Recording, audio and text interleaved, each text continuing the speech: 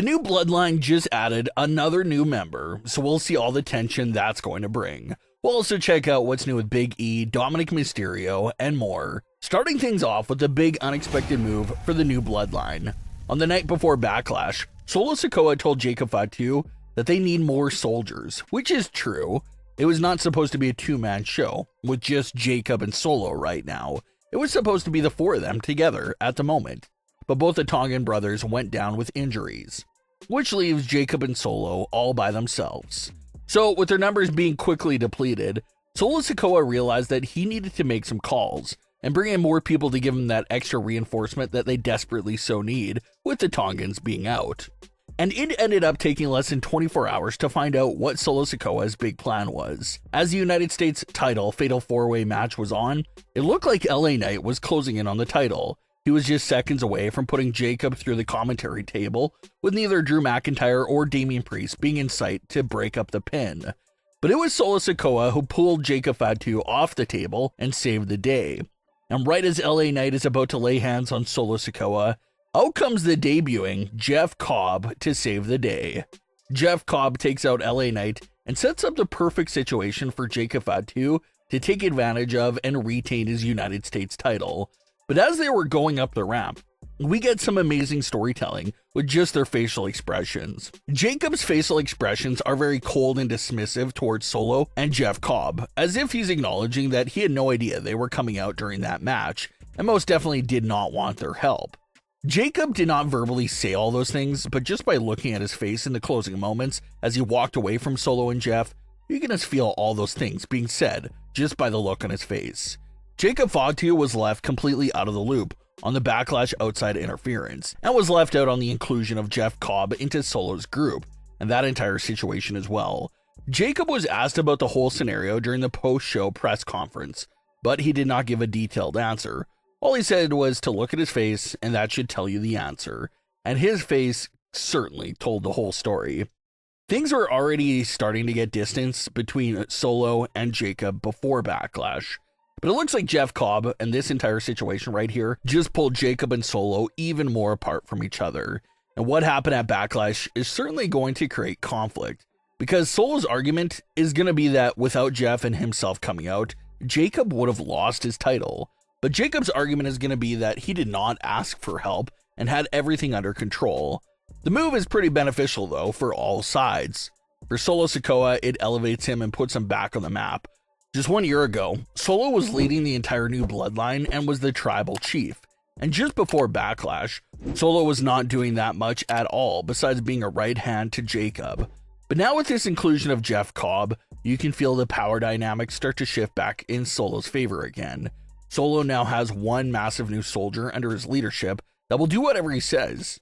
A brand new enforcer for Solo Sikoa. Basically what Jacob Fatu was once for Solo before Jacob started doing his own thing. He may not be the tribal chief anymore, and this group may no longer technically be the new bloodline, but it does put Solo Sikoa in a higher and better position than he was prior to Backlash. Having this enforcer elevates Solo back to that level of being someone to be feared. For Jeff Cobb, it's great because he had been rumored to make his WWE debut for a while now, and no one knew how he would be used. But to be introduced and smacked in the middle of Jacob Fatu versus Solo Sikoa is a pretty great situation to be debuted in. Jeff instantly becomes a big part of the big storyline on SmackDown, so that's huge as well. And for Jacob Fatu, it's wonderful because it puts him away from Solo Sikoa and continues to set Jacob down the path for a huge babyface turn. Crowds are already going crazy and chanting Jacob's name, but technically he's not even a babyface quite yet. So once that transition officially happens and Jacob is standing across the ring from Solo Sikoa, you can imagine how strongly the live crowds will be behind Jacob. So it's going to be great to see how that turns out.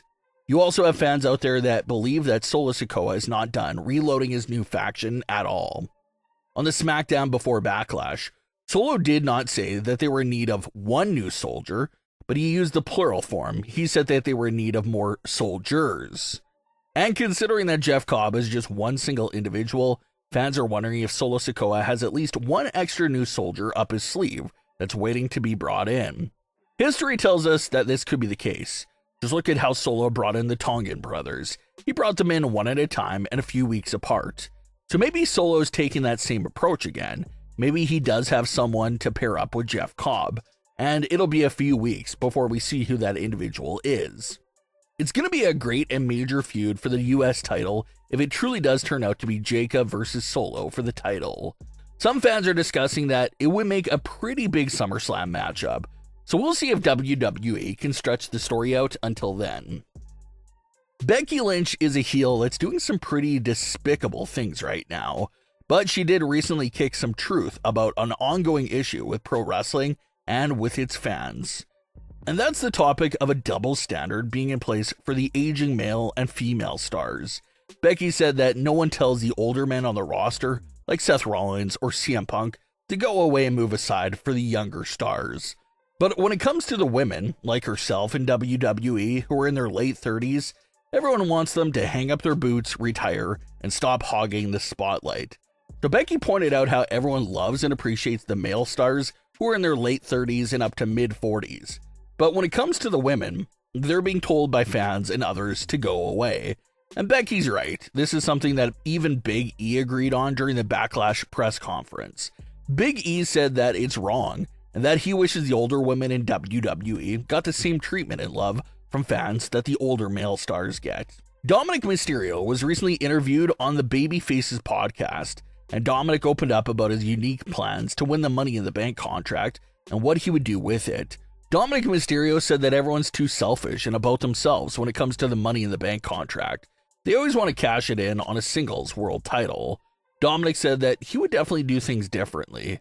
Dominik said that since he's all about bringing his boys up with him, he would cash the Money in the Bank contract on a set of tag team titles. He does not care who it's with, Carlito, Finn, or JD. Dominik just wanted to spread the joy and bring someone up with him to benefit from the contract together. A lot of fans love the idea from Dominik Mysterio and seemed pretty down to see it. WWE sort of established and reinforced a few years ago that the Money in the Bank contract technically is for any championship at all in WWE, meaning that Dominik's plans for his tag team title cash-in is technically a realistic possibility. So something like that would be a pretty insane twist for the Money in the Bank contract. But what are your thoughts on today's stories? Leave your comments below. Don't forget to subscribe with all notifications on, and leave a like if you enjoyed. Thanks for watching, guys.